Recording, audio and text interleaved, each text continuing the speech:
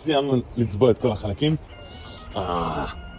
איזה נראות יש לה, איך אני אוהב את זה. בואו נרכיב הכל, שיהיה לנו פרצוף. ורגע לפני שאנחנו מתחילים, הפרצוף של האוטו היום נראה כך. אז בואו נתחיל מהחלק הכי קל, הטמבון האחורי.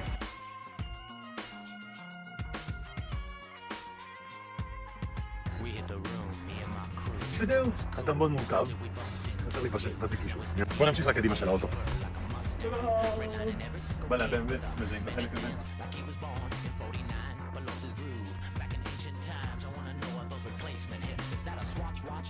חלק ראשון, בפנים. חלק שני, ולדעתי הכי חשוב, זה הבשפר. משהו בעצם יציל את החזית של הרכב שלי. מכל מכה קטנה שאני אתן להגיד שהוא מסלול, בקרוב ממש.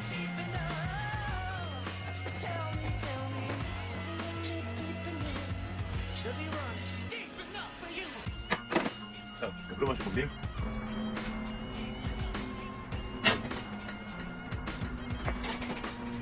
זה הולך להציל לי את האוטו!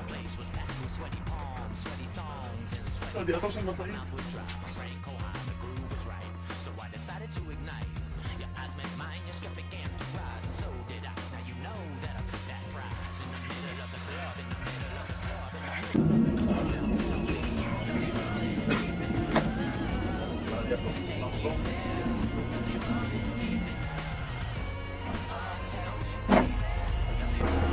אוקיי, כבר יש לנו חצי פרצוף.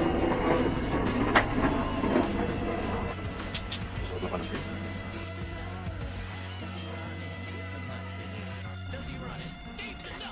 בוא נרכיב את ההכנה.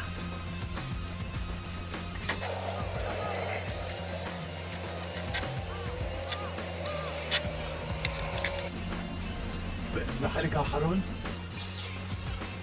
הטמבון.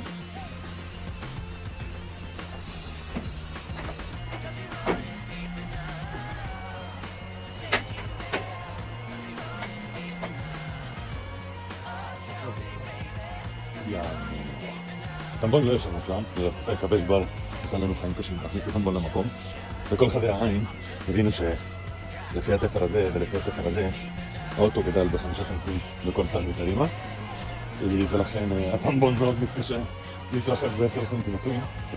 כמעט שכחתי את אחד החלקים המקסימים האחרונים. ולדעתי זה יראה טוב, אבל בינתיים הוא רוצה להיות כאן. ועכשיו להפתעה. בקיצור, לדעתי ההפתעה לא הצליחה. זה לא נראה וואו.